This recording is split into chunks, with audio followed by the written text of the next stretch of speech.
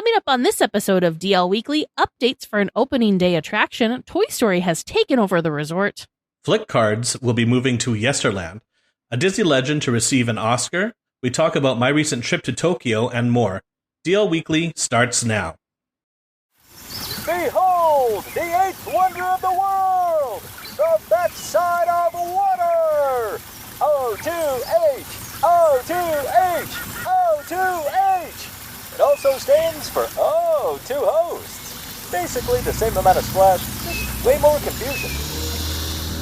Well, hello and welcome to this episode of DL Weekly for the week of June 24th, 2026. I'm Teresa Urban. And I'm Ryan Phelps. We would like to thank everyone who supports the show. This week, we would like to give a special shout out to Lynn B., Sarah H., Martha K., and Ashley C. If you would like to help support the show and get ad-free versions of each episode, access to our supporter-only chat, plus a bunch of really fun perks, head on over to dlweekly.net/support to become an official weekly tier. Now, let's get to the news. Extra, extra, read all about it. DL Weekly reports from intrepid correspondents Tag and Teresa. You heard it here first, ladies and gents. Breaking news! Disneyland's Autopia attraction is facing a strict state-mandated deadline to retire its gas-powered car fleet by February 1st, 2027, or face being shut down. This comes after Honda discovered an administrative engine certification error back in 2023, which resulted in a 2024 environmental violation notice and a financial settlement for Disney.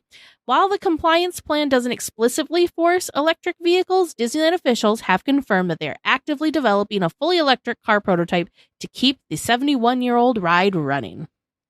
I find this fascinating because even before all of this, we've been hearing rumblings of electric cars coming to Autopia for years. And then now this information that's been shared about the fines that Disney has had to pay and things like that. So sort of forcing their hand quite hard to make the switch over.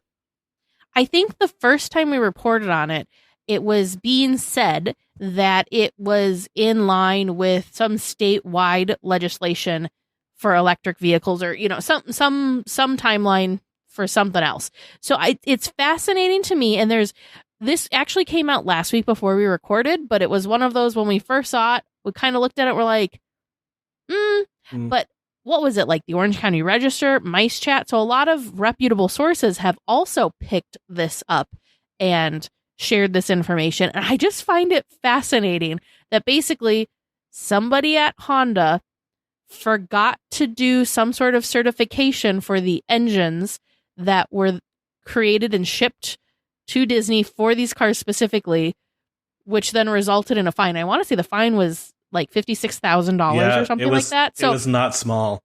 No, which I mean, small for Disney, huge for huge for us. But I just found the whole thing kind of fascinating. First, that like Disney / Honda were the ones that realized the oversight, and they kind of brought it up and were like, hi, yeah, we kind of dropped the ball. How do we fix this sort of thing? So good on them for bringing it to the attention and trying to make it right. But yeah, I am just amazed that this is like the story behind the story for Autopia. Yeah, I'm kind of okay with it. I'd love to see the cars become electric, just because obviously we're looking at Tomorrowland. We're looking at combustion engines. Really, where is the tomorrow kind of a feeling behind that? I'm also not a huge fan of getting into that queue because the emissions and the smell from all of that drives me crazy. So I don't know what the cast members, I'm assuming they have to have a big switch out rotation, even more so than normal, because they don't want the same person standing right in the center of all of that for a long period of time. Yeah, no, that's a good point. While I'm happy that they're making this update, because like you, I agree. I think it's needed, and electric cars are not unfortunately, but they're not really futuristic anymore because a lot of us drive them now, but they feel like they could do much more futuristic things with them to kind of make it make more sense that it's still in Tomorrowland, because the poor Autopia cars have been locked in the past, if Yeah. anything, and they're not really forward thinking for the future. So And I'm curious for when this comes out.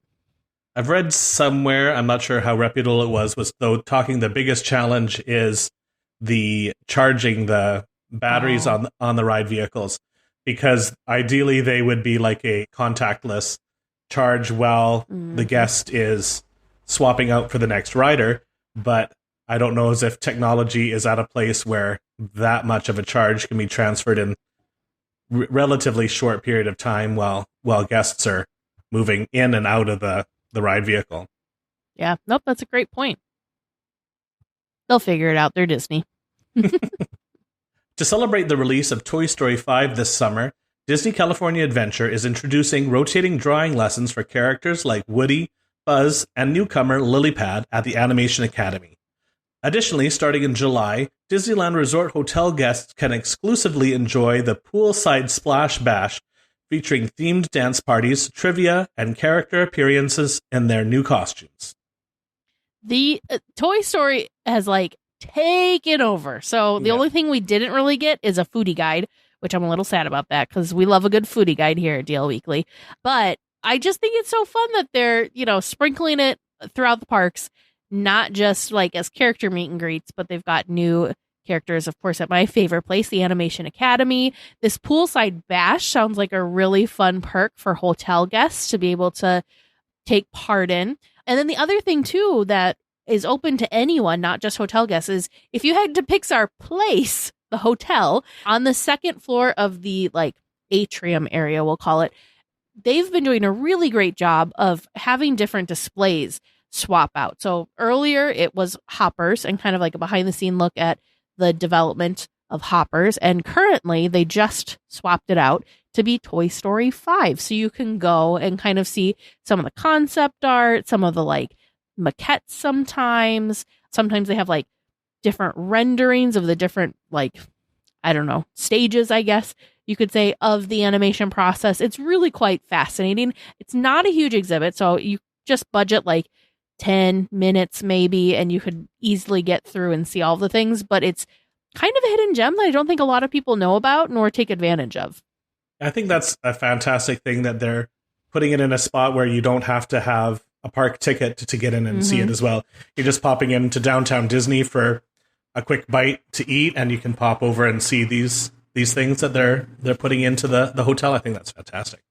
Yeah, the synergy is fantastic, and then the fact that you're getting the behind the scenes peek at the movie in a completely different way to help kind of promote it is just really, really cool. Mm-hmm. Well, this was kind of a little bit of a shock.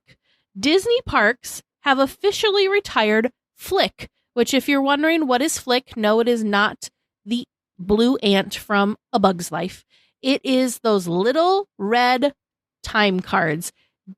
James is going to be very, very sad about this because he loves these things. So how this would work is they'd hand you one of these cards at the entrance. We jokingly would say that you've been the chosen one because you got to then take that card with you all the way to the cast member right before you entered the attraction. And that was a way for them to kind of help measure wait time accuracies. How long does it take from you to go from the entrance of the queue all the way to the ride vehicle or the attraction? So Flick, the wait time tracking system that helped measure attraction queue times for more than 25 years. So this was introduced back in 1999. So again, it was the red tracking cards. So Disney is now going to be using newer technologies, including Magic Band data and other sensors, to monitor and post attraction wait times more accurately. Yeah, like Teresa said, this is a big surprise because the regulars are used to seeing these red Flick cards all the time. I've seen people even with the red Flick t-shirt and things like that. So there's people that really enjoy them. And so what I'm wondering now is it's talking about newer technologies, including Magic Bands. And of course, we know that at Disneyland, they're phasing out the use of Magic Bands. So great use in Walt Disney World, I guess. But how are they going to be doing this for us at Disneyland when the average person doesn't have them and they're not really supporting them anymore?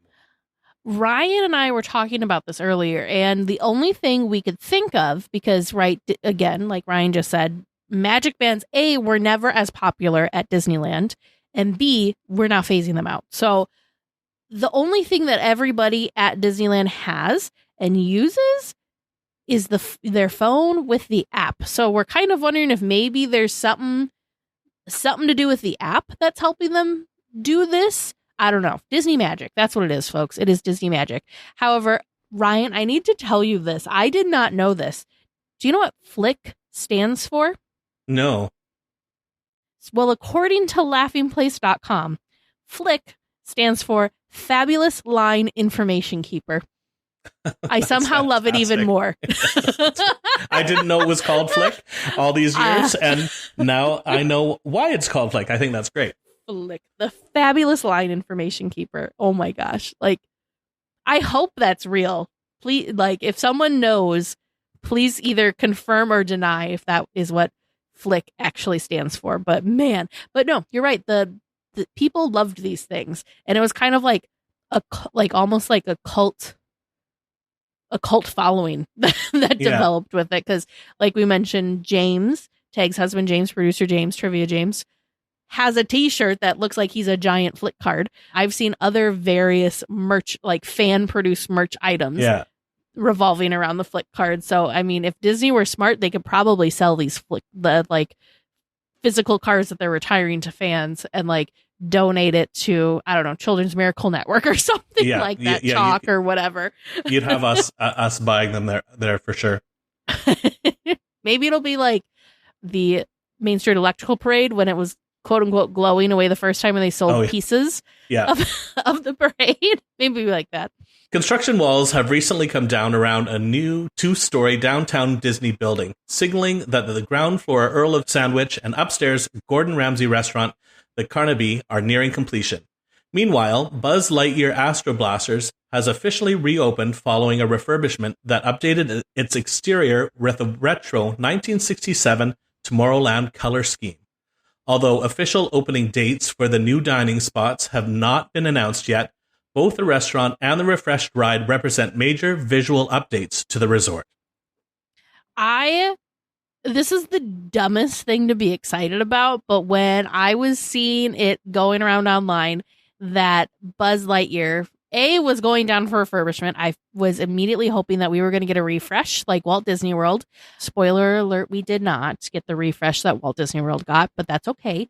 But then when I saw them doing stuff to the exterior and then noticed the paint coloring was being changed and updated, and it was going back to that more retro, like the Tomorrowland that everybody kind of is hoping comes back. Yeah. I'm so excited about this because obviously they're going to repaint the rest of Tomorrowland to match, because it would be very, very strange if just Buzz that one building. Just that one building had its own separate paint job from the rest of it. So I'm really curious if that's maybe some little hint. I know we've been asking about it for years, but it is a D23 year. So we're just going to cross our fingers one more time that maybe this is the year that we'll get some sort of good Tomorrowland news, since it's been stuck in this kind of, they know they need to do something, but they haven't quite figured out what it is that they're going to do state for quite a while. So maybe somebody's finally cracked the Tomorrowland code.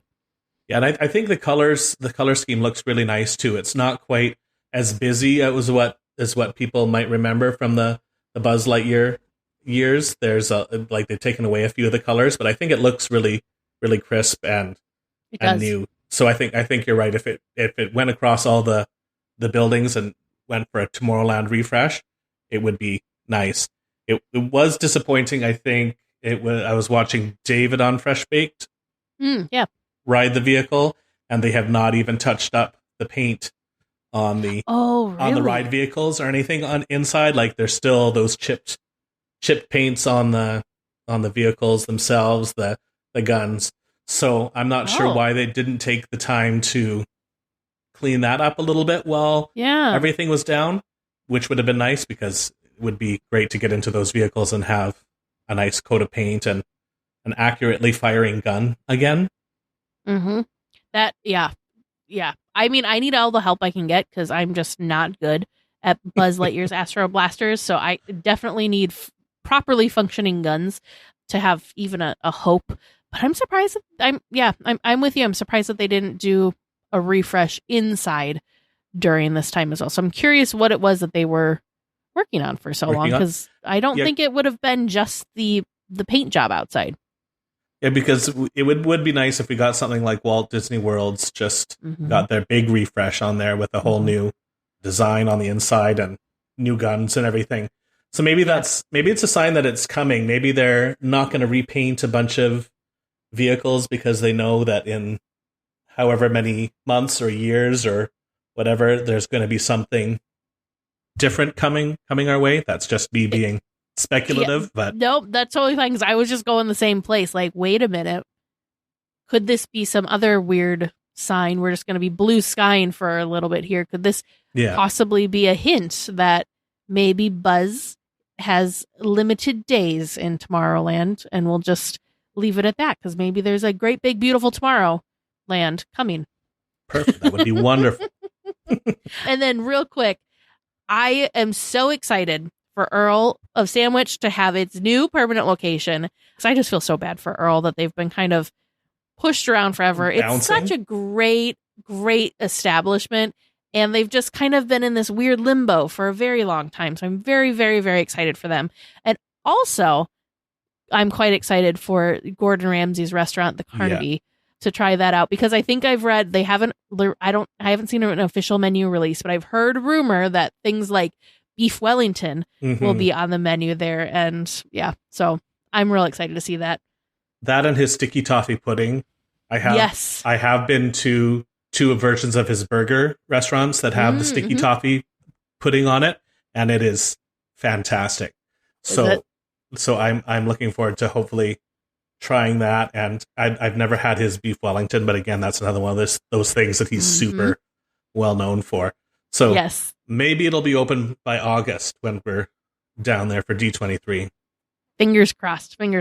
So this was sort of news that just came out right as we were getting ready to record this week's episode. And a bit of scary news, actually. A Disney guest fell down the drop on Tiana's Bayou Adventure. Now, we don't have super details as to what exactly transpired and all of the how did this happen, but a 13-year-old visitor exited the ride vehicle before the end of the attraction on Sunday the 21st and slid down the big drop. That, I mean, terrifying. First of all, they did take him to the hospital for his injuries following the fall, according to the Orange County Register, but other than, I think, some minor injuries, he was okay, which thankfully, from what I've read for reports, the cast members did see that this was about to happen and were able to stop the ride so that there wasn't a log, going down around the time that the child was out of the vehicle. So thank you to the cast members for your quick response. And same thing, it sounded like that there was like emergency medical, like right there as soon as they could possibly be to take care of this child, to make sure he was okay and get a medical treatment right away. Yeah, this is just absolutely wild to me. Thank goodness, firstly, like you've said, this kid was not seriously injured. He was released right away from the hospital, it sounds like. But wild that this can even happen. Like, we know that there's no restraints in Splash Mountain. Well, Walt Disney World's version of it does have lap restraints, but they do have the different seating orientation than Disneyland does. So it makes it would make it a little bit more challenging to get the restraints in there. But when we were talking earlier today too, like these vehicles, like the whole point is you're so low in them that you're safe because you're so low in it. And to exit the vehicle while the log is moving up that incline, that's a steep incline. So that coupled with how low it is, that would be a challenge to get out of. So again, we don't know the details of how he exited, why he exited, any of that sort of thing. But so it is still a developing story. And maybe, since it did involve a child, maybe the full details won't ever really be released.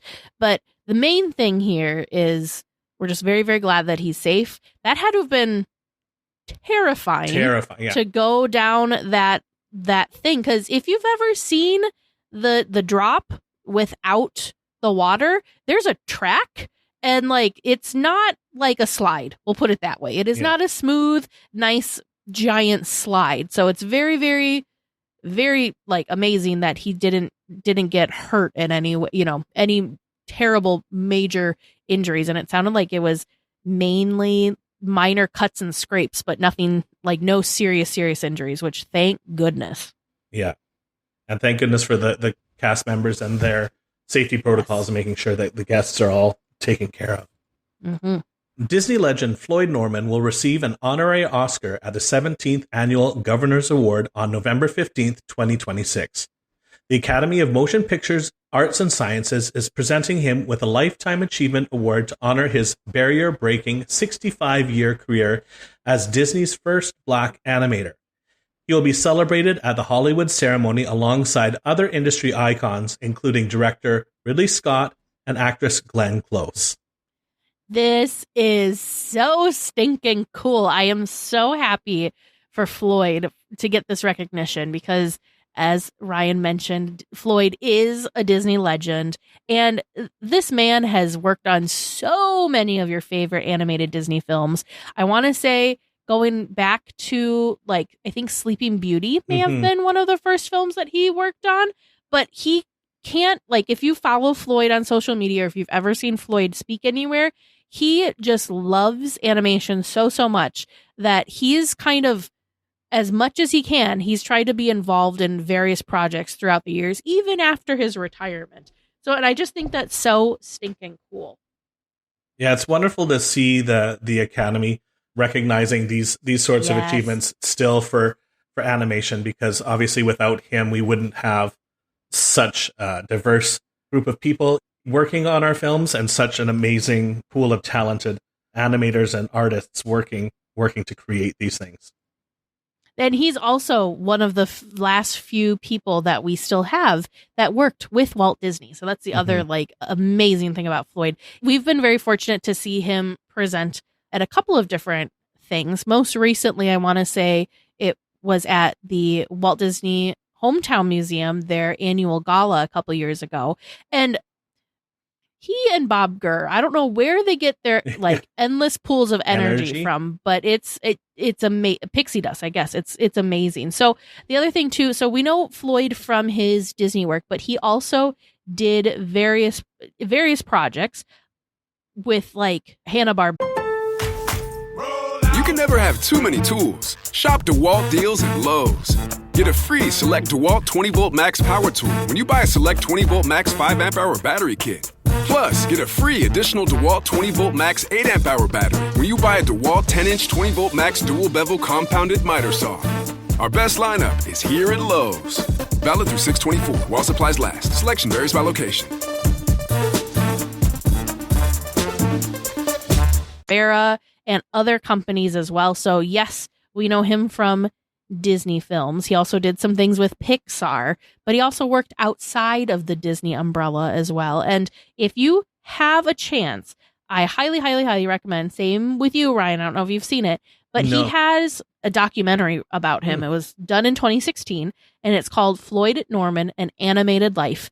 It is not something that was done by Disney, so you cannot find this on Disney Plus, but it is on various streaming platforms, and you can easily watch this. And if you have some time, highly, highly, highly recommend, because it's fascinating. He's just a fascinating guy. So again, we talked about the animation stuff, but he also did different things with like film and photography and camera type movies and stuff. So they talk about different stuff like that. So highly recommend. Very, very, very cool. I'm going to check that out for sure. Yoo-hoo! Hello, everybody! It's me, Heimlich. My stomach is so empty. Hey, help me to go find something to eat. Come on, everybody. Here we go. Well, this week in SnackChat, we are heading on over to downtown Disney because they've got some new stuff happening over there. The big thing was on June 19th, last Friday, Juneteenth. Happy Ice held its grand opening ceremony in downtown Disney. This is just so exciting. It's got a dedicated cart now, which is serving up the handcrafted frozen desserts. It's down near Parkside Market on that side of downtown Disney. But it's such a great place. It's got a all natural menu. And the big thing there is handcrafted Philadelphia water ice, which is made with real fruit, pure cane sugar, and premium ingredients. No high fructose corn syrup or any artificial dyes in these menu items. They have some specialty items, including Berry Bonanza and Cloud 9. And then they have rotating monthly exclusives. They also have something new there called a Joy Latte, which is a new layered dessert featuring the Italian ice, vanilla sweet cream, sauce, fresh fruit, and different nostalgic flavors such as like a banana pudding and a strawberry shortcake. Happy Ice probably sounds familiar because they did have like a food truck that they got to park in downtown Disney for a couple of summers. I've gotten to enjoy it a couple of times, and it's fabulous. First of all, they're beautiful. The colors are so bright and so vibrant that it's hard to not kind of be drawn to this space. It is perfectly named because it does make you happy. And the texture on these, they're so light and kind of almost fluffy. So when you think of like a Hawaiian shaved ice, that's a little bit more, I don't know, like ice chunky. This is more smooth, I guess would be a good way of explaining what the difference is if you haven't had Philadelphia ice before.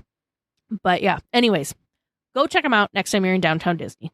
The other new thing coming to downtown Disney, we've just found out about today as we record, is Big Boy Lumpia Company. This is a Los Angeles-based company that serves Filipino comfort food. We don't have an opening date yet for them, but they've got some social media posts out here, and these things look fantastic. If you don't know what it is, it's kind of like a spring roll.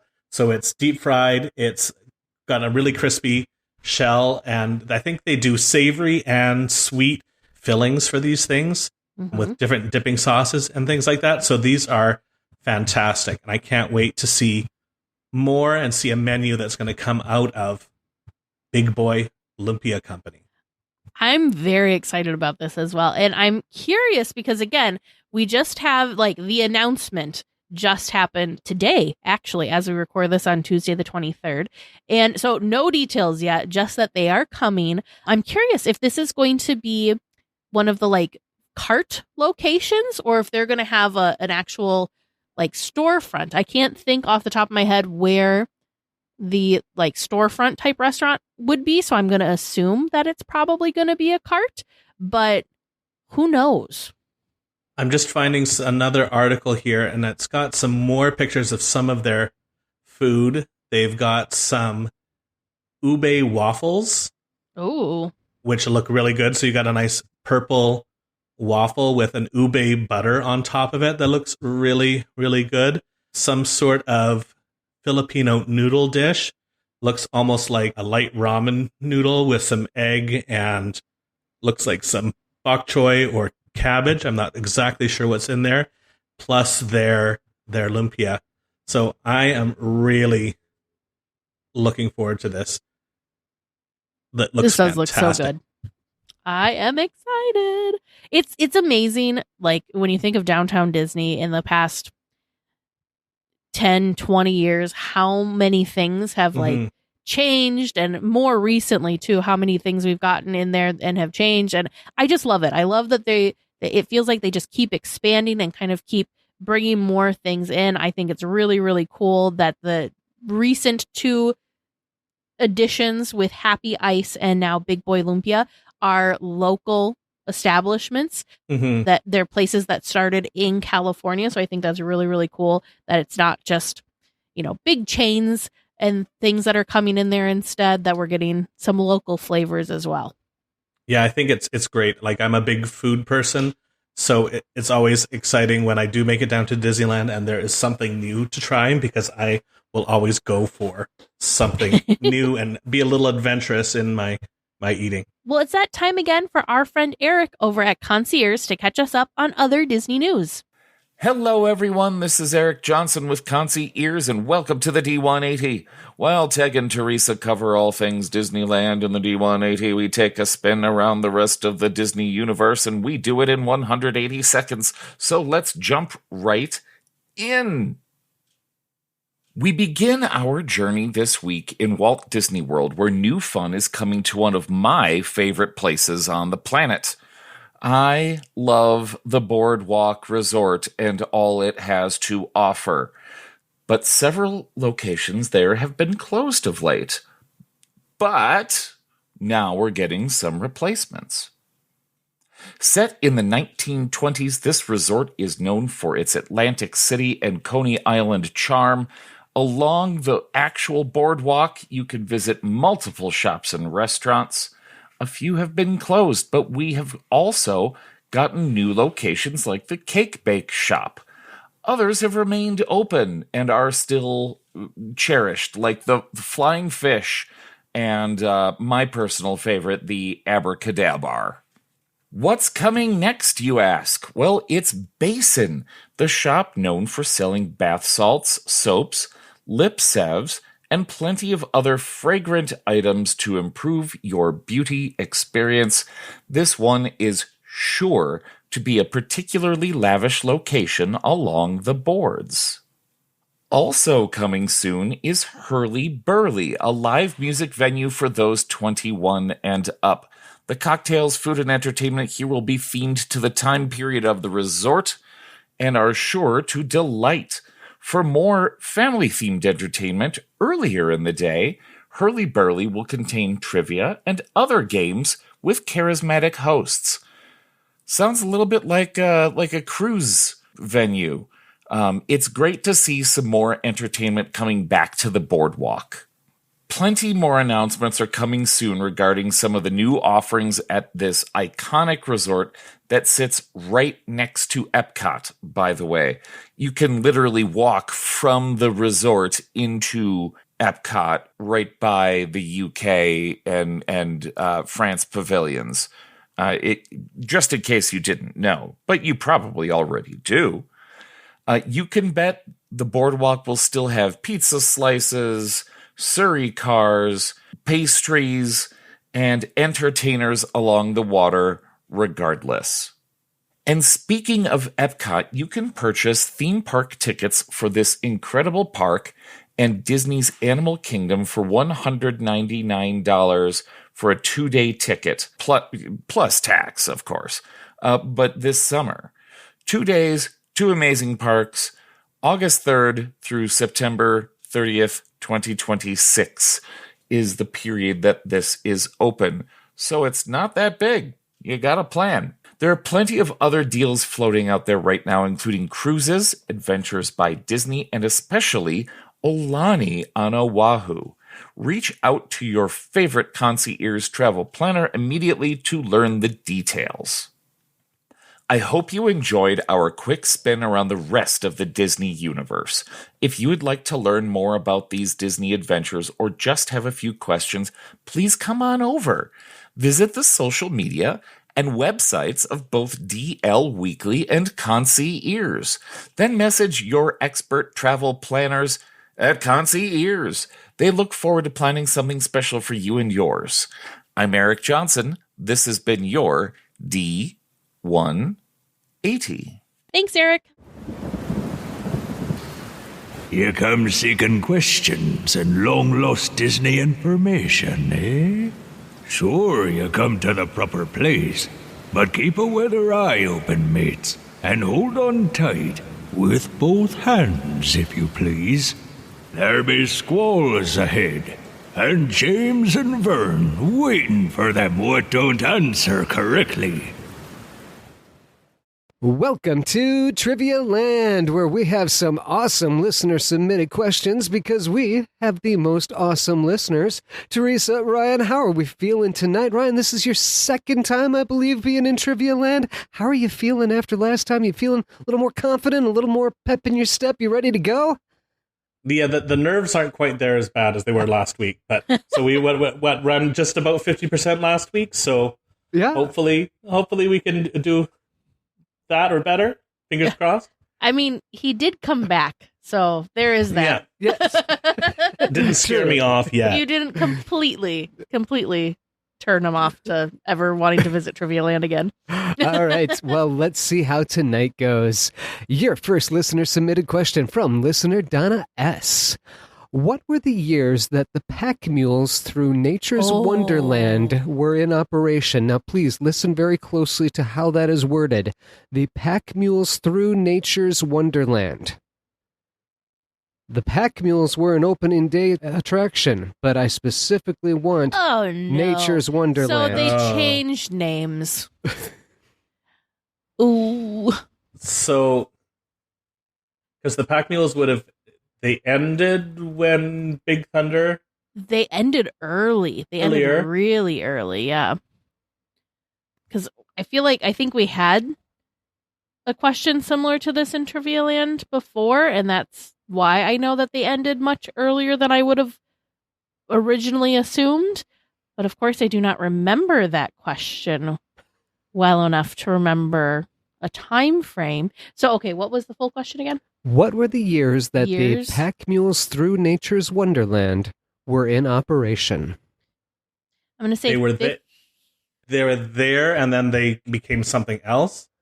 They were just called the pack mules originally. And then they've become the pack mules through Nature's Wonderland. Late 50s? I do not know my Frontierland history all that well, but I'm going to go with 56 and 57. 56. The year that they opened? Mm-hmm. The pack mules were an opening day attraction, but I'm thinking with the hint, that means there was a name change. So that's why I'm not going 55. Okay. And then... God, is it 57 or 58? Maybe it was 58. For some reason, I was gonna say 58 or 59. So somewhere in the middle with 58. So are you? When did they start though? Like mid 58 is when you think they started? Yeah. Yeah, my knowledge for the mules obviously is lacking. This is a random tidbit, but for those weekly tiers, if you ever get a chance to visit Walt's Barn in Griffith Park, go visit it. They have this wonderful diagram in there that Tag and I were like salivating over because it is the old like Frontierland that you can see exactly how these attractions all kind of coexisted in the space that we never got to see ourselves. Mm-hmm. So it was really, really interesting to kind of see like where the pack mule paths were and like where all the different things, how it was all laid out, because it's almost unrecognizable to what it is today. So if you ever have a chance. The family museum, they had that too. Did they have the pack mules too? Yeah, the pack mules were at the big diorama at the family museum. See, I guess I just remember the barn because like that was the first time we saw. Sure. We sat there and studied it. Like we were so like enamored with. Well, my Trivia Land brain was taking it all in, and I took several pictures. I was like, I need to remember this and have this for reference sake. And oh, dang it! Okay, that was just a hint because Small World was in the Walt Disney Family Museum's diary. Oh, okay. So we're not saying 58. That's at least 66. We'll go 66. 56 to 66 is my guess. Sure, I'll hitch my wagon to your mule. The mule?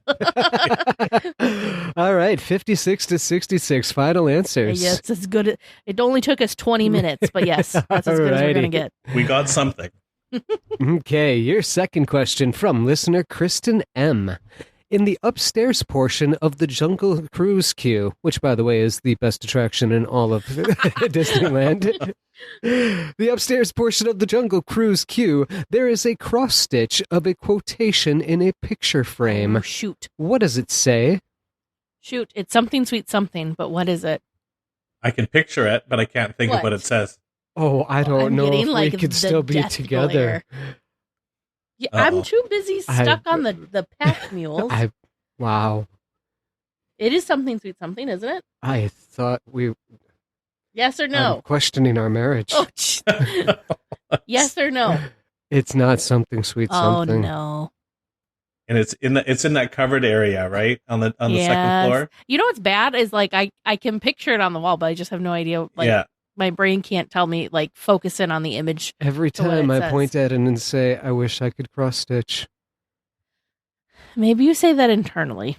I know how to cross stitch. So, ooh, there. Maybe Ryan will make one for you if you ask. Yeah, if you give us a hint to this trivia question. It's like if you've done something for a time period of your life, you've always done that thing. Once a skipper, always a skipper. That sounds. Oh, there's a face. You got some eyebrow movement. Okay, once a skipper, always a skipper. Got it. Is that your final answer? Yes. And I'll jump in there with Teresa. You're gonna hop on that cruise ship. Boat. All right. Your third question from listener Heather Ann. What company was the first occupant in the space that we call the refreshment corner? What company? What company? Wasn't it Coke? It's always been Coca-Cola's refreshment corner, but there's been different companies that have actually occupied the space. I don't know. I'm confused. That wasn't where the pharmacy was it? Because that was further down. Or was it the pharmacy? I don't know what the company name was. I know we had Carnation. There was a pharmacy, but now I'm wondering if that's where it was. Yeah, it might have been.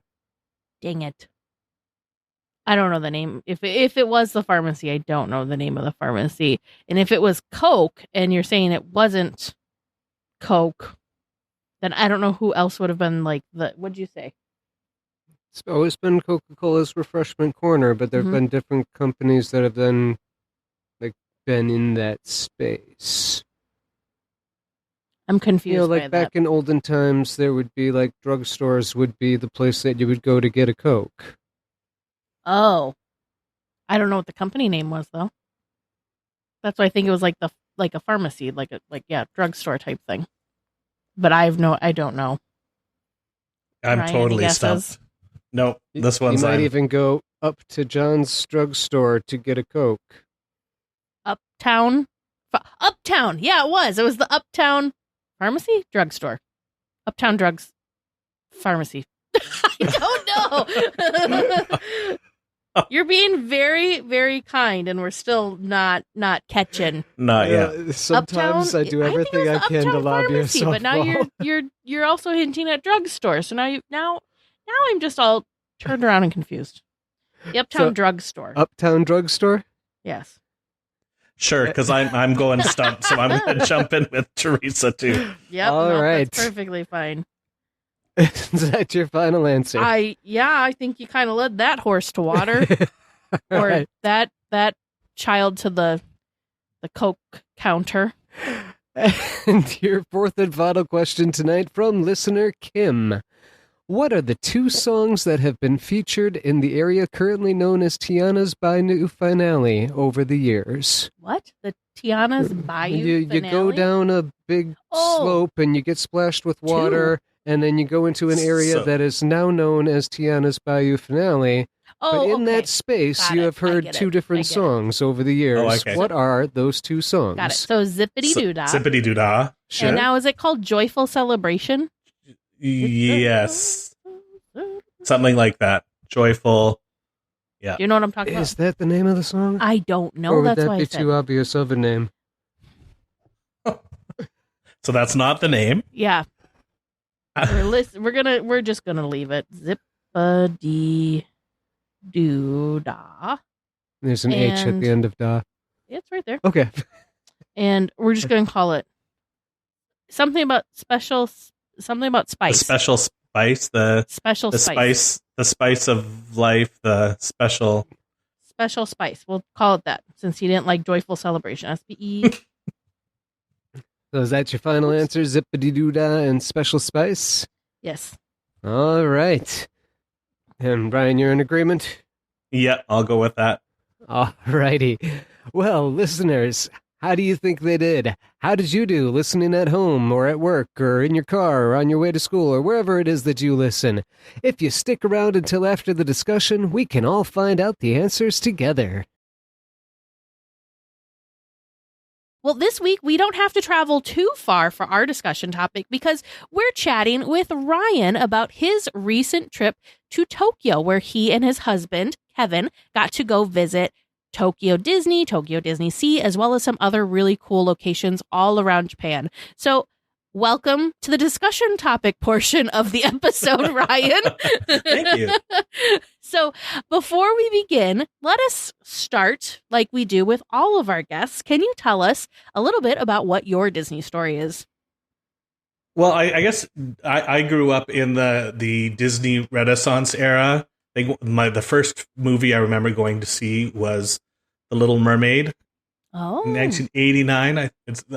I think that would probably be one of the first ones as well. It's the first one that I remember going to in the theater. Anyway, so we loved watching Disney movies as a kids, and we're Canadian. I'm Canadian, and our families had a home down in Southern California for many, many years. So when I was in elementary school, we used to go down for a couple of weeks at a time, and it always included a visit over to Disneyland. So I'd been going since I was really, really little, and I've got lots of pictures of me as a very cute young kid riding the carousel and the teacups, and my mom and dad dressed in a very typical 1980s wear. So it's been something we've done for a long time.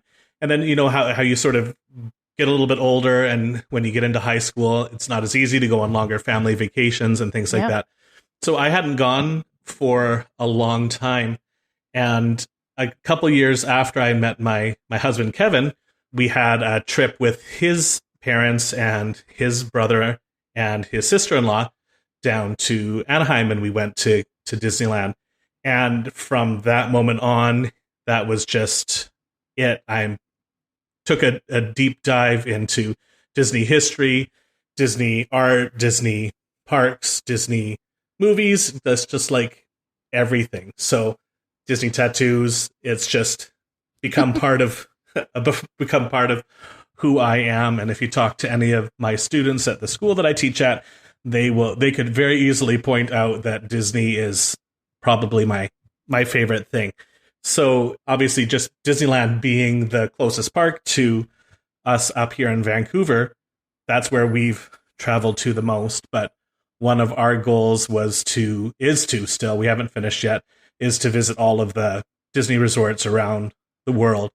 So including this trip that we took to Tokyo Disney Resort, we're at 4 now. We've done both U.S. parks, Disneyland Paris, and then this was our fourth one, going to Disneyland Japan, which was fantastic. How interesting. Okay, so Vern and I also have the same, I have the same goal, and Vern is also very excited to go visit multiple countries and is totally okay with making stops at Disney parks while in those other countries.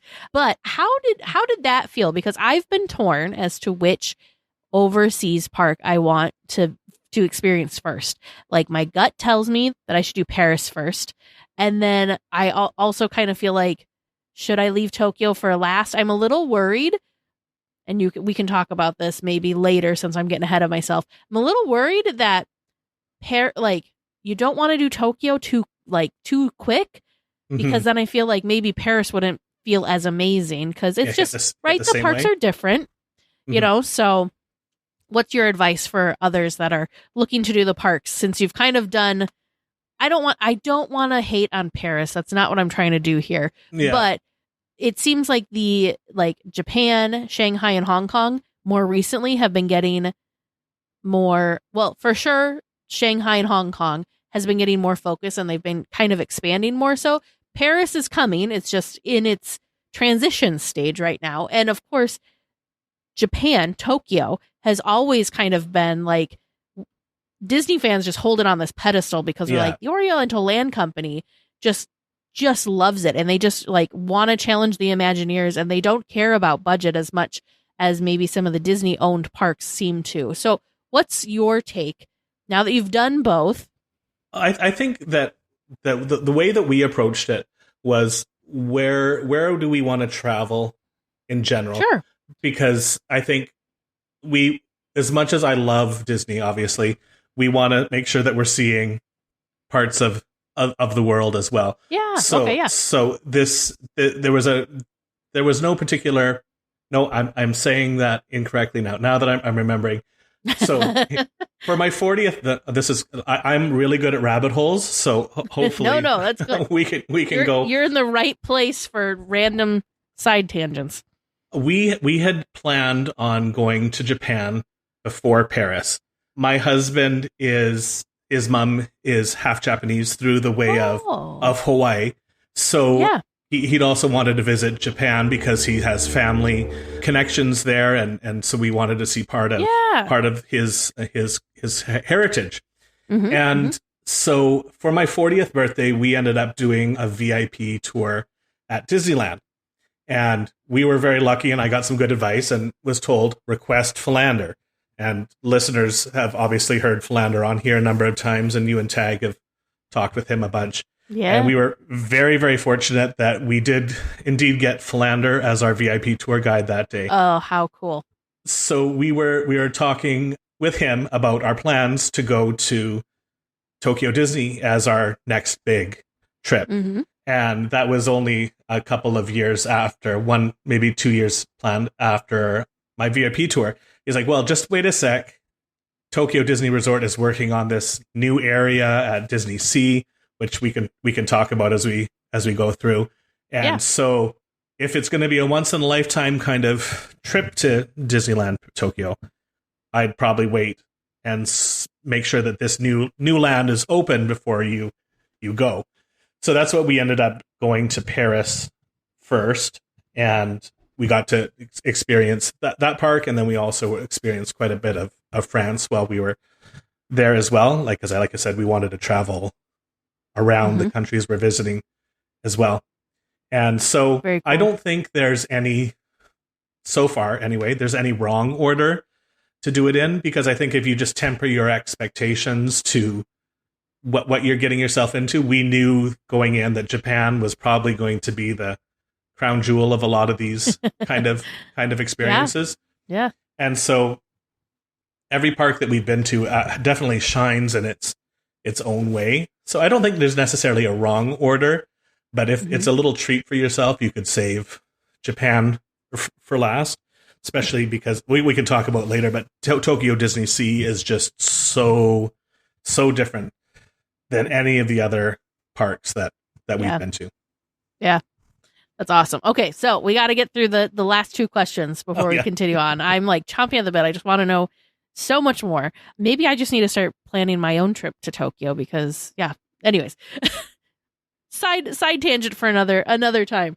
But okay, Disneyland, back over in Anaheim. When you enter the park for the first time, do you have some sort of way that you like to kind of enter the park and, like, I kind of say attack the park? So we always take a step back. Is there a certain tunnel that you prefer, left or right? So do you go towards the Firehouse side, or do you go through the Disneyana side?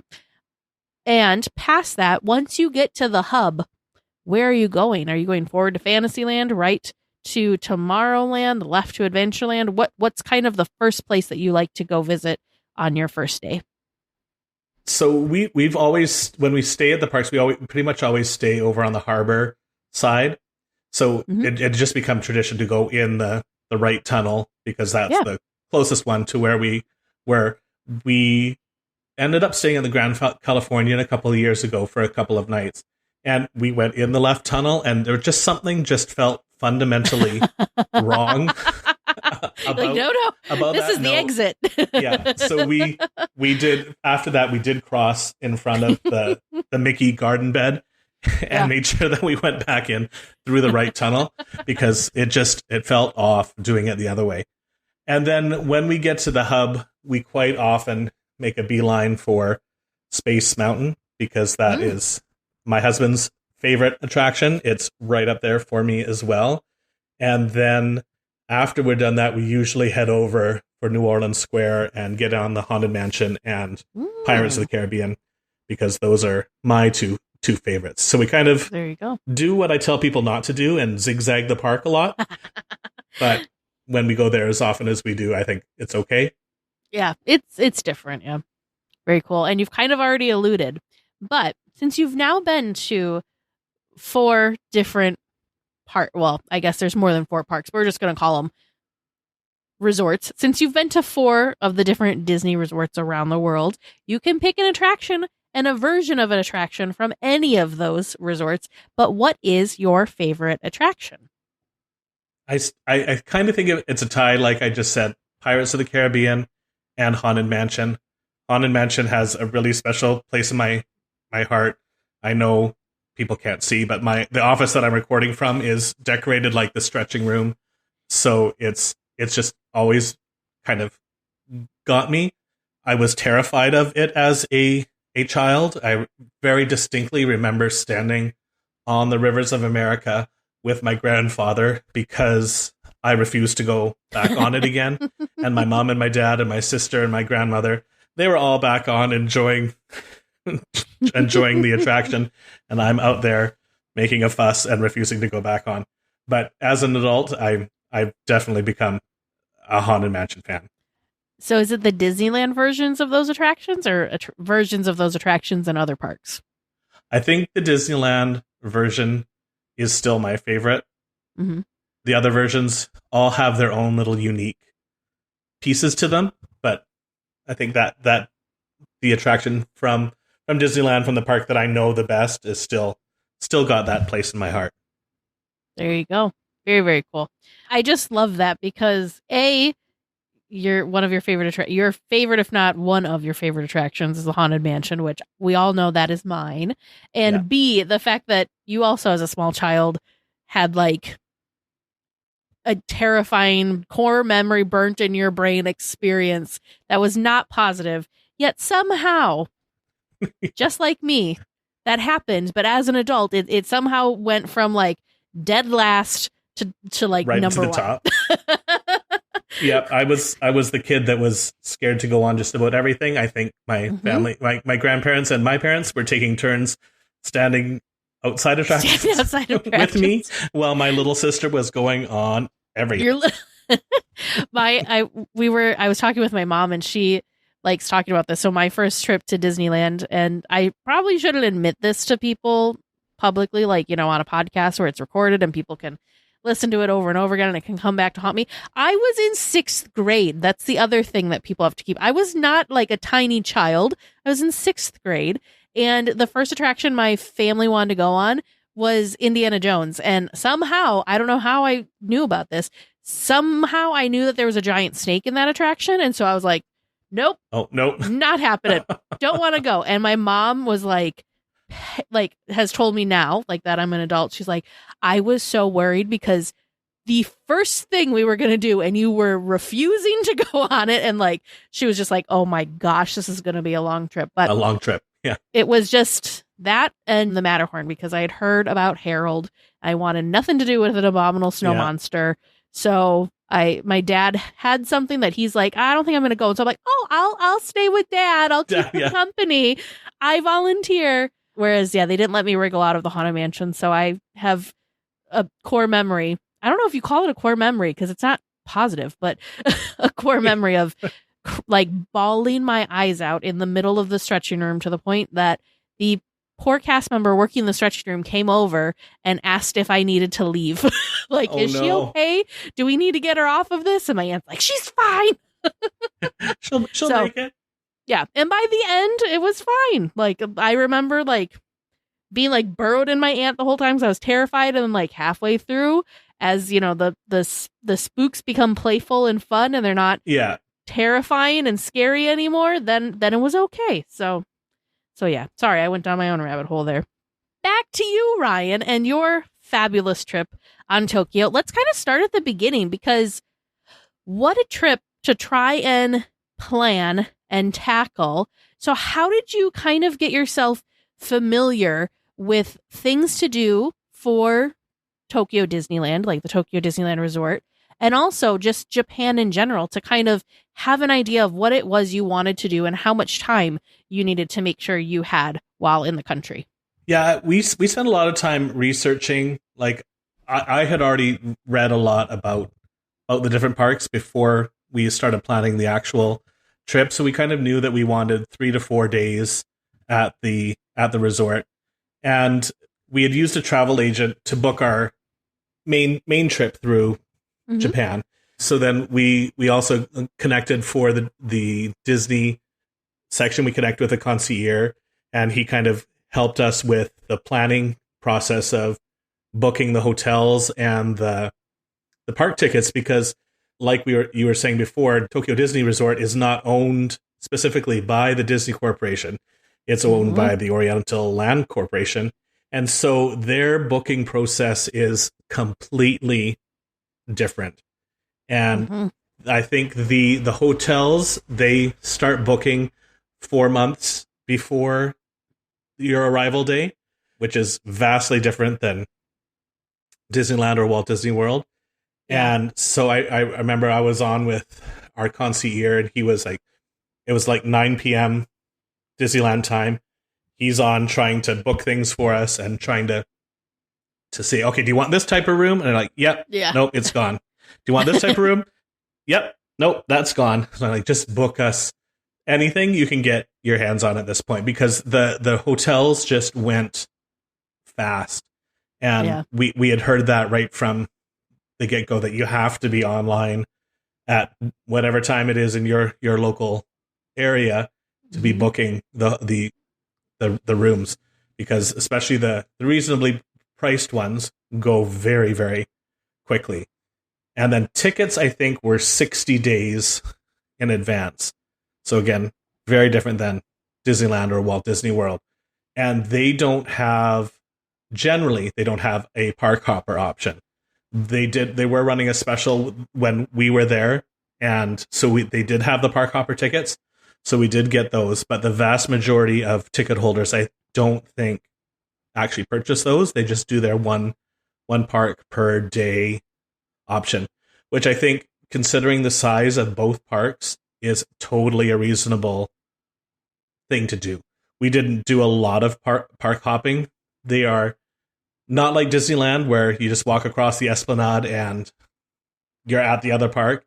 It's not as far as some of the resorts in Walt Disney World, but you do have to hop on the monorail and cross around to the other side of the small area that Disney owns. And so it's not a super simple trip, but a single park per day is totally reasonable for both parks here in Japan. Awesome. So did you guys do, because there's a couple different things with the Tokyo resort that you can do that is different than what we can do here in the US parks. So they've got like how we're used to it, where you book your hotel and you get your tickets, but they also have vacation packages. So did you guys look into the vacation package at all, or did you just kind of do, I'm going to call it an a la carte method? Yeah, we looked at the packages. It wasn't going to work out because they only have they're very rigidly structured on their vacation package, and we wanted to be there a little bit longer than their package allowed.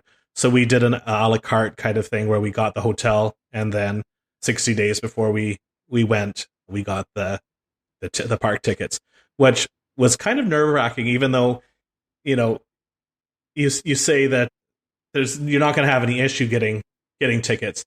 But when you're used to being able to buy your tickets as soon as you plan to go on your Disney vacation, it's a little nerve-wracking, because you're like, okay, well, I'm flying all the way to Japan and I've got a hotel at Tokyo Disney, and what happens if I can't get the tickets for that day? Yeah. There was absolutely no issue whatsoever. So I don't think that's something anybody needs to really be worried about, unless you're going at an incredibly busy time of year for the parks. But we had absolutely no problem getting our tickets. The other cool thing, which I would have to double check that it's still one of the perks of staying at the hotels that are owned, that are Tokyo Disneyland hotels, is that you get guaranteed admission. So you can go up day of and purchase a ticket in your hotel lobby if you are one of the hotel guests. So that wasn't happening when you were there, but that is something that they do offer as a perk, which, like you said, I can't even imagine. Not like when I plan my trips to Disneyland, I have my hotel and tickets and everything lined up before I book my airfare, like before I book the plane tickets to get there. So it'd be very, very nerve-wracking to have your plane tickets and just hoping that there's going to be a hotel open and that you're going to be able to snag what you need and what you want. Speaking of, what hotel did you end up staying at during this very nerve-wracking, chaotic booking time?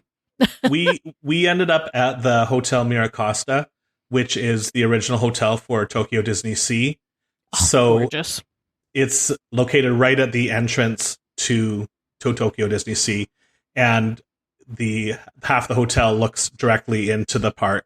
So we were very fortunate. We ended up getting a room that looked down into the Venice section of the park. So it was very cool because we got into our hotel room.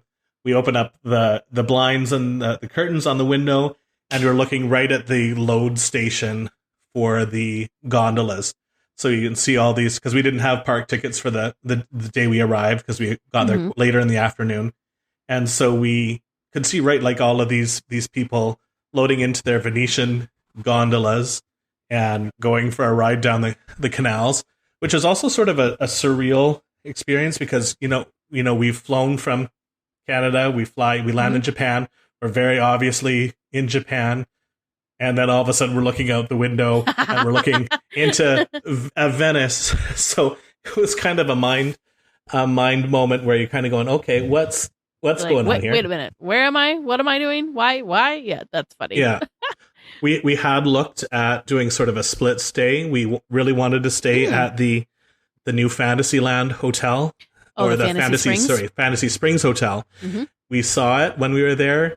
We got the price quotation on what it was going to be to stay there.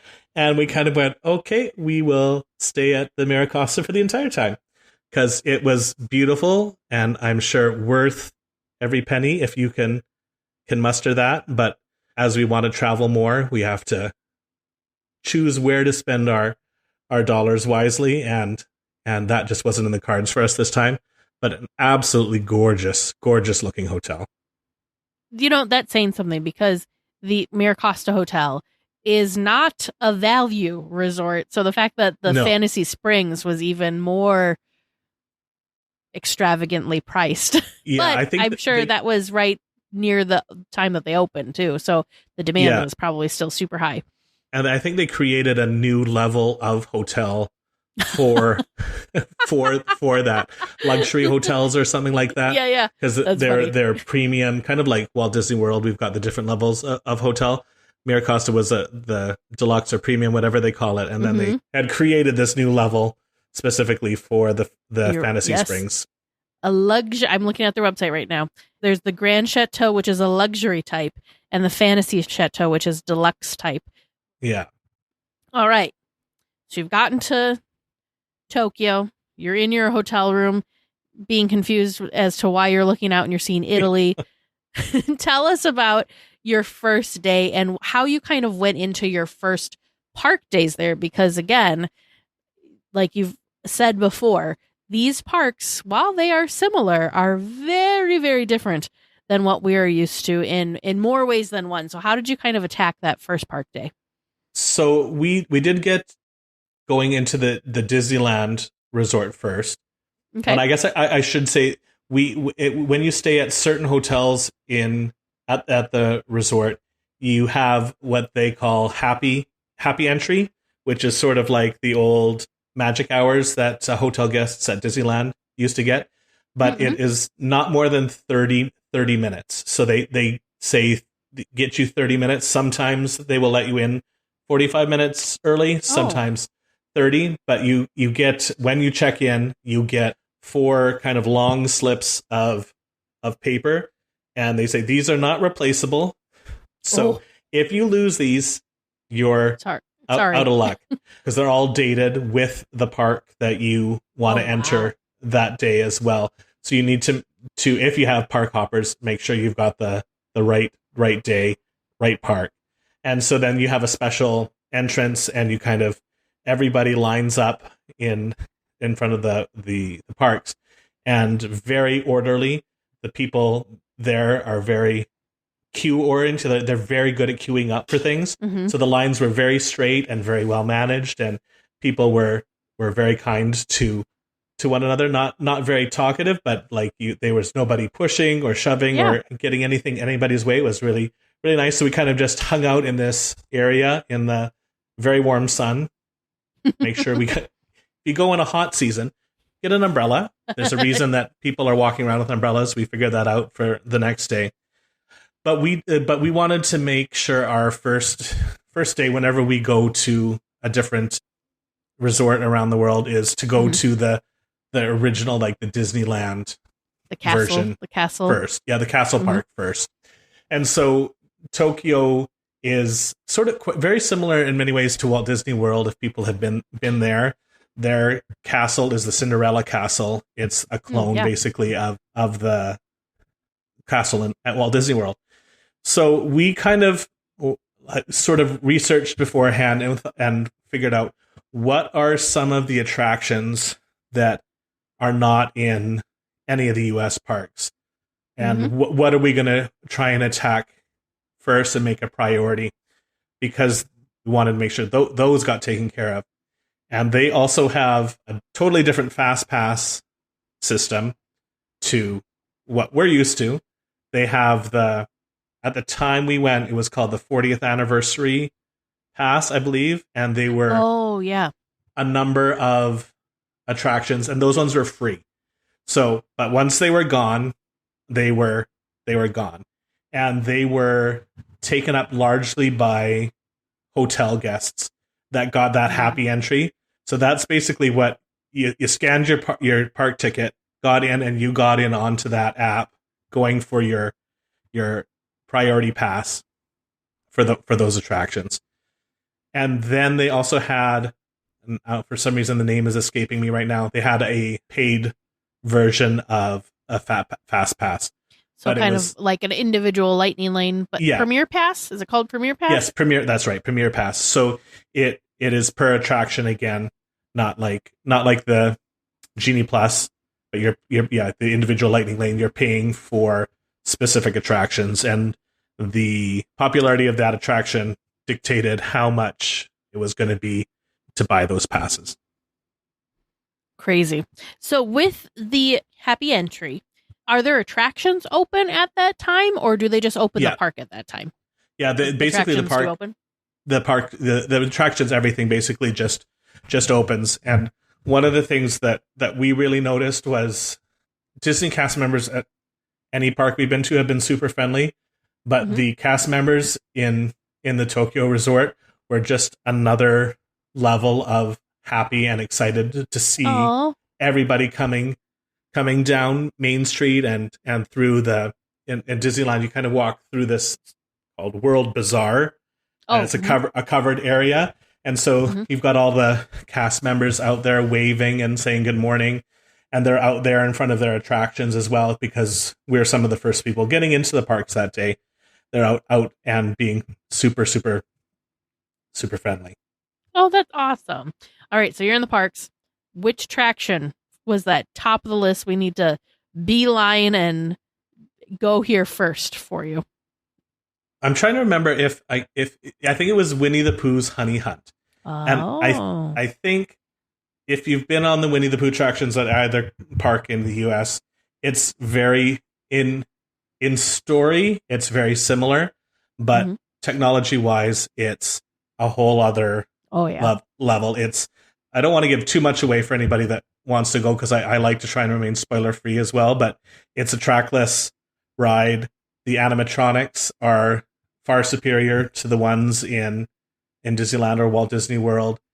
Everything is it was just such good storytelling throughout the whole thing. You got a bit of the storytelling in the queue, where you had oversized pages of the storybooks, and those ones were actually printed in English, so you could see like there's a bit of Winnie the Pooh and the Hustry Blustery Day, and then you make your way into the trackless ride vehicles, and like I said, very similar story to the U.S. parks, but just in such another next level kind of storytelling way.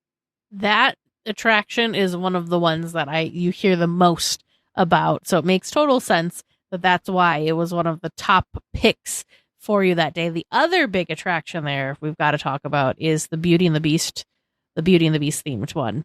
Yeah. Were you guys able to experience that when you were there? Yeah, we did the Don't Tell tag. We paid the Lightning Lane a couple of times to ride this. But you're only in Tokyo once, so live it up. It was phenomenal. The only thing that you will miss if you don't know the story really, really well, like I said, I was a Disney Renaissance kid, so Beauty and the Beast is one of my favorite stories. I know the story super well. It would still be a fantastic attraction if you don't understand the story all that well. But you go into a pre-show where you're in a standing room, and there's a Belle animatronic in this pre-show, and a massive Beast animatronic. And the way in which they move is so fluid and nice to see. Mm-hmm. And like the Beast, when you kind of picture the Beast as the roaming character that you see at Disneyland, but they kind of did him in his proportions as what he would be in real life. Wow. And so he is a big animatronic. So you get this pre-show. It kind of gives the story of Belle has just been brought to the castle and, gone into the cellars, and it kind of, you leave there and work your way through the queue into, you're sitting in cups and saucers, kind of like chip. They kind of look like chip or a bowl. And so then the first scene that you pick up in the attraction is the Be Our Guest scene. And they do so much misdirection, because they have, again, it's a trackless ride. You get these moments of, we're going to make you look over here while we change something over here. Make some magic. The magic happens, and it even like when you were experienced the second time, you're like, I know this is going to happen, and still it's like, because you're so invested in one thing. You forget to like turn around and watch it. And it was fantastic. And basically you kind of there were 6 to 8, I think, these saucers that travel different rooms together, and you kind of had an experience with the same group of people in different scenes throughout the movie. And the audio animatronics throughout the whole thing were just next level. And again, no spoilers, but there is a moment at the end of the show that is, even when you know and you've looked up how this illusion happens, it's one of those ones that your brain just can't break it, I don't think. Wow. Yeah. And so I encourage anybody, now that I've said that, don't go and look it up on YouTube. if you're planning on going to Tokyo Disney Resort, wait and see it in person, because it is worth experiencing for the first time in person. Even seeing it on like POV ride through videos is incredible. So I just can't even imagine like what it is to experience it like in the flesh, Yeah. So that's just crazy. For those of you that have watched, because again, Ryan's trying to remain spoiler free. For those of you that have watched the film, think of a very magical transition point in that film, and they have brought that to life. So I've been looking around at the park map, because the internet is an amazing and sometimes scary place, but right now it's amazing because I can look around at Tokyo Disneyland and see how their park is laid out. This is fascinating to me, because Fantasyland's almost like split in two because of how things are situated with like where probably the original Fantasyland was, and then their expansion to include the Beauty and the Beast attraction, the Enchanted Tale of Beauty and the Beast. But the thing that divides it is Toontown. So that's another fun thing.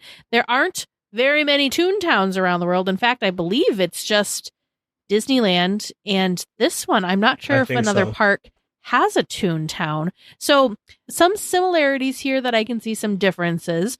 What are some of the things that were kind of like something that we recognize from Disneyland that exists here in some shape or form at Tokyo, but is just completely different from what we're used to experiencing. So we've kind of already talked about Winnie the Pooh. Were there any other kind of moments like that where you're going in to something, I'm just going to pick the Haunted Mansion, and you're like, oh, I know this. And then you get in there, you're like, whoa, this is absolutely not like anything I've experienced before. Is there anything kind of like that that you can think of? I think walking into Fantasyland was the biggest kind of mind bend for me, because they have a lot of the, like when you go through Cinderella Castle off to the sides, you've got your dark ride attractions on either side, similar to Disneyland. You've got the carousel sort of in front, but then Dumbo is, I think I had the map pulled up at 1.2.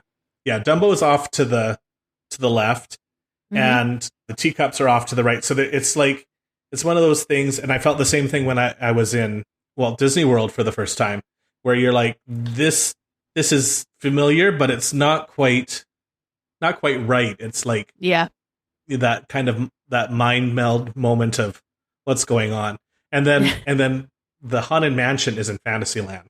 Yes, at Tokyo Disney Resort, and that was strange.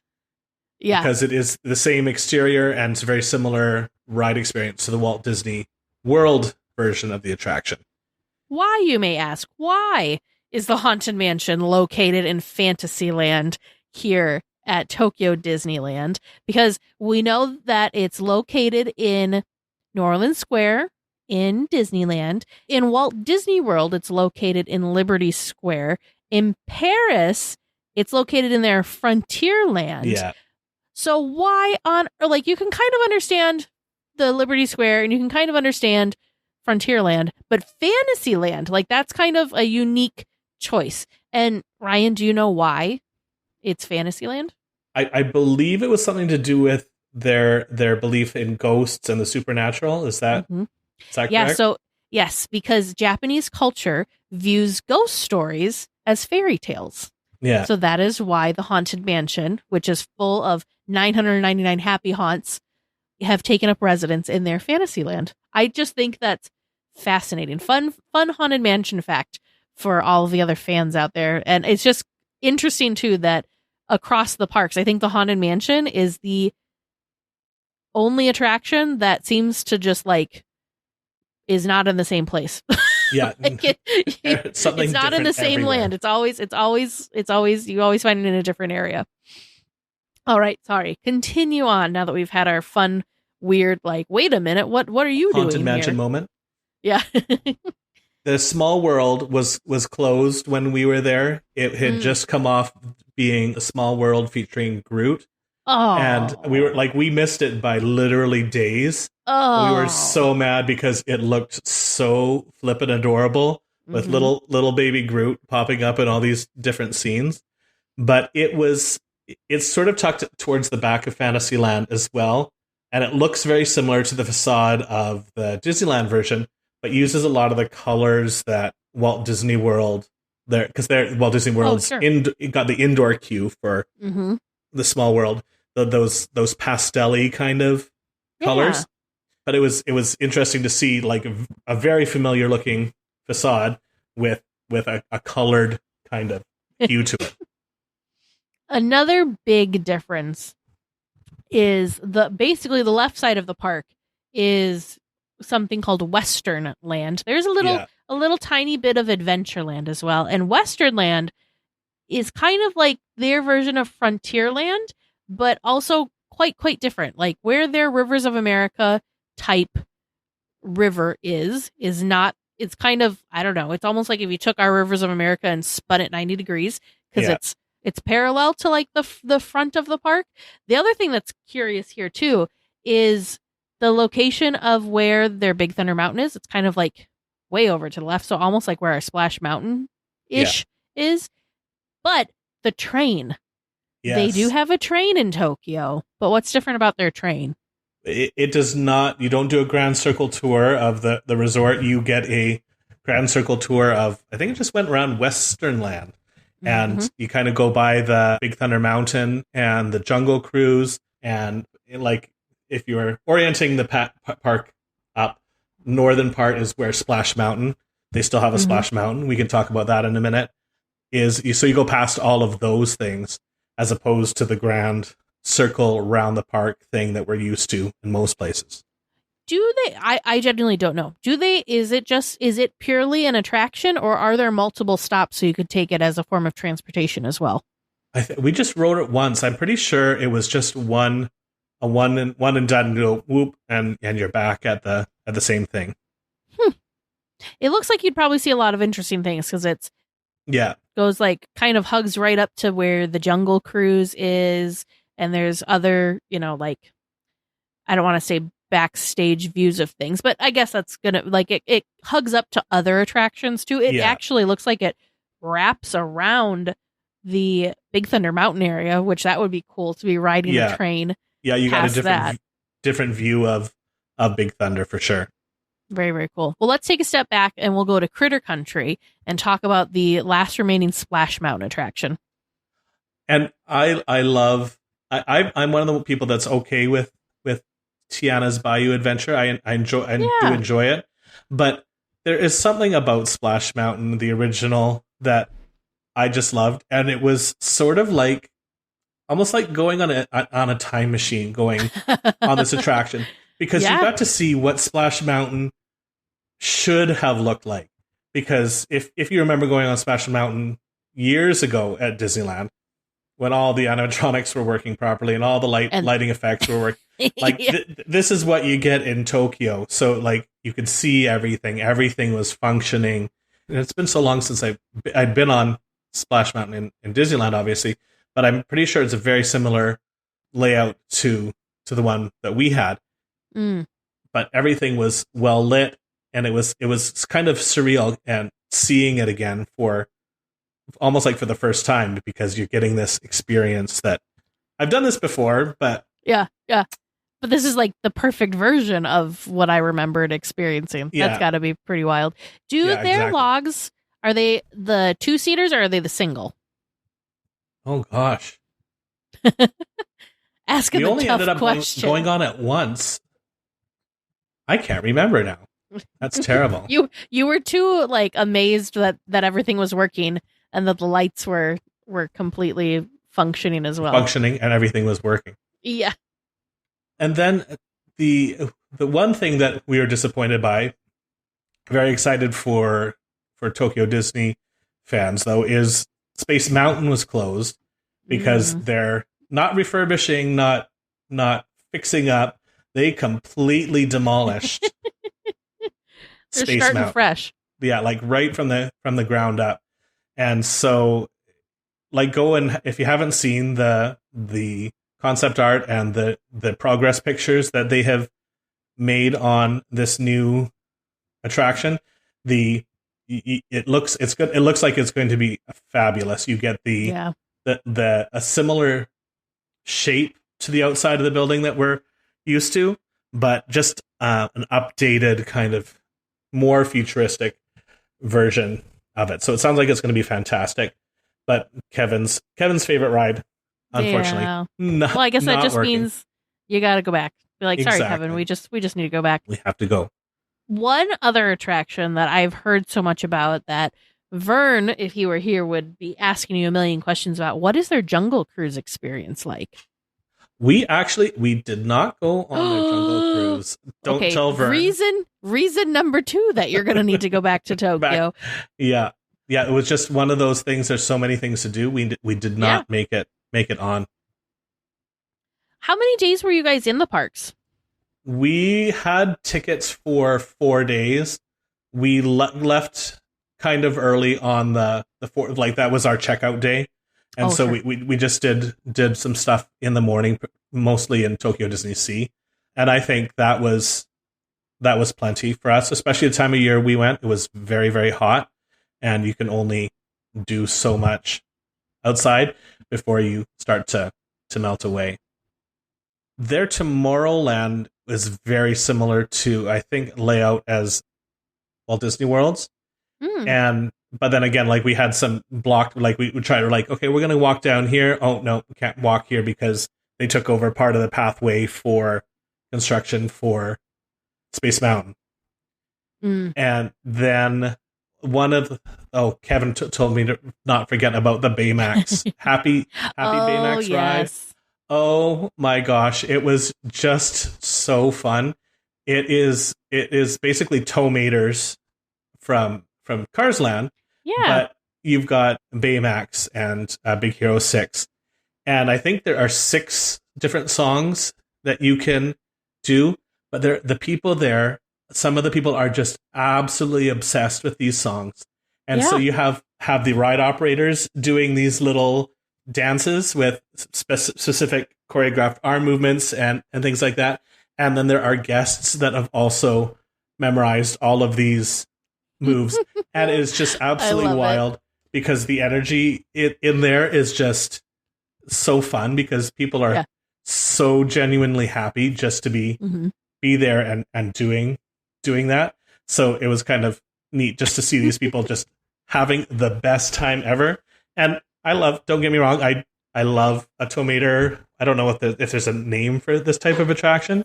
I quite like it's totally built for little kids. Yeah. But I love them. Yeah, me too. Fun. Like you swing, and then I always make sure I'm sitting on the side that I can crush Kevin slightly when we go around the corner. That's too funny. Too funny. You've heard us talk about our great experiences staying at the Howard Johnson Anaheim. Well, we have partnered with them to offer our listeners some cool discounts. Weekly tiers can get 15% off their stay. To take advantage of this discount, head on over to DLWeekly.net and click on the Howard Johnson logo.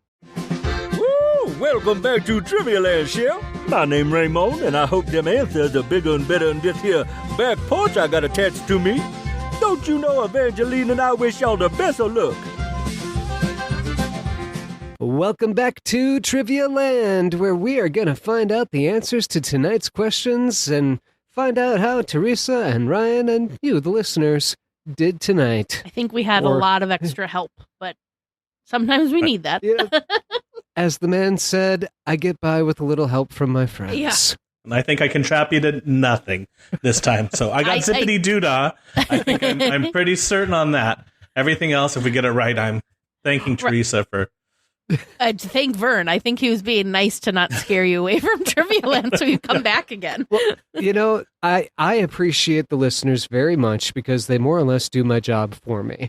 But sometimes the listeners come up with some really tough ones, so I have to kind of help you along a little bit. It's nice that they challenge you, but then sometimes I look at your faces and I say, oh, that was a toughie, and I need to kind of just lift this up a little bit. So let's see how you did. Your first one from listener Donna S. What were the years that the pack mules through Nature's Wonderland were in operation? Well, you were correct that it was not starting in 1955 because they were not the opening day attraction. I mean, the pack mules themselves were an opening day attraction, but specifically the Nature's Wonderland part of it, you guessed that it was 1956 through 1966. The correct time period that I was looking for was 1960 through 1973. Ooh. Okay. Not there at all. Way later than I thought. Yeah, I was genuinely surprised as I was looking at this question. Far longer than I anticipated. Your second question from listener Kristen M. Okay, hang on. Before we get there, I finally found where this was listed in my handy-dandy Disneyland encyclopedia, which is the unofficial, unauthorized, and unprecedented history of every land, attraction, restaurant, shop, and major event in the original Magic Kingdom. So it's here under Mule Pack. They were also called the Rainbow Ridge Pack Mules and the Pack Mules through Nature's Wonderland. Huh. Yes. Did you say that? No. Okay, I'm like, wait a minute. You filled in the gap from 55 to 60. Yep. Mm-hmm. Yeah. Yeah, they were the Pack Mules and the Rainbow Ridge Pack Mules, and then through Nature's Wonderland. This is what one year did you say? like 73? 73. 60 to 73. This is one that I really wish I could have seen. So that one question I was thinking of maybe was the original name of it, and that's why it was so short. Sure. And my mom's talked about riding them before when she was a kid. Oh. All right, your second question from listener Kristen M. In the upstairs portion of the Jungle Cruise queue, the best attraction in all of Disneyland, there is a cross-stitch of a quotation in a picture frame. What does it say? With a little help from your friend, Teresa and Ryan came up with the answer, once a skipper, always a skipper. And the correct answer that I was looking for was, once a skipper, always a skipper. I mean, you were threatening divorce, and Ryan did bribe you with a cross stitch. I didn't threaten divorce. I So said now I need to find a cross-stitch pattern. Questioning our marriage. I did not threaten divorce. Okay. And now, here's Ryan Googling cross-stitch patterns. Yeah, I got to see if there's a cross-stitch pattern for once a skipper, always a skipper. Oh, I'm sure it's got to be out there. Oh, yeah, and they have them. Oh, yeah. If I start now, it might be ready for Christmas. I love it. Your third listener submitted question from listener Heather Ann. What company was the first occupant in the space that is currently called Refreshment Corner? You came up after some debate. You came up with Uptown Drugstore. I tried It's to pharmacy, tell you isn't it? that you could go up to John's drugstore to get a Coke because I really wanted you to say Up John Pharmacy. Up John? Up John Pharmacy. Oh, yeah, no. Wouldn't have got there on my own, that's for sure. It was- I'm so... Wow, okay. Check the book. I'm checking the book. Check the book.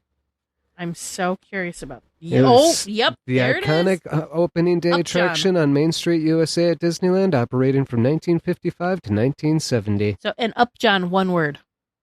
Up. Up John Pharmacy. It was not a working retail store, but rather a nostalgic museum-like exhibit that gave out free samples of orange Unicap vitamins. I've seen the little thing, the little vitamins that they give out, like the little vial that had vitamins in it. Mm-hmm. And it was the Up John Company, which was a pharmaceutical manufacturer founded in 1886. Oh, so it was a real place. Yeah. Yeah. So I'm reading this, and it said that it had a bank, department store, candy shop, general store, and other businesses that would have appeared in the early 1900s downtown area. But it was kind of more like a museum, more so, I guess would be a good way of saying it. Huh. Also had an apothecary. Wow. You need an apothecary, really. Oh, yeah. Whatever happened to apothecaries? And your fourth and final question tonight from listener Kim. What are the two songs that have been featured in the area now known as Tiana's Bayou finale over the years? You answered Zippity Doo Dah and Special Spice. The correct answer that I was looking for is Zippity Doo Dah and Special Spice. Woo! Well done on that one. Just had to sing through the chorus to try and remember Right. everything past It's a Joyful Celebration. Yeah. Just why I kind of prodded you a little bit. I'm like, I know it's there. Get to it. Get to it. Well, listeners, how do you think they did? How did you do listening at home or work or in your car on your way to work or school or wherever you're going? If you think that you've got some perfect question that's going to really stump them next time, please feel free to send that in to us at dlweekly.net/trivia. Well, we will be back next week with more Disneyland news and information. Until then, go out and enjoy the parks. And a special thank you to Sidel for editing the podcast, Andy Mack for all of the wonderful character transitions, and also to James D. and Aaron C. for supporting at the Club 33 level. I am the podcast that flaps in the night. I am the cliffhanger that has you hitting like and subscribe. I am DLWeekly. If you like the show, please take a moment to rate, review, and subscribe. It really does help the show to grow. Thank you for listening.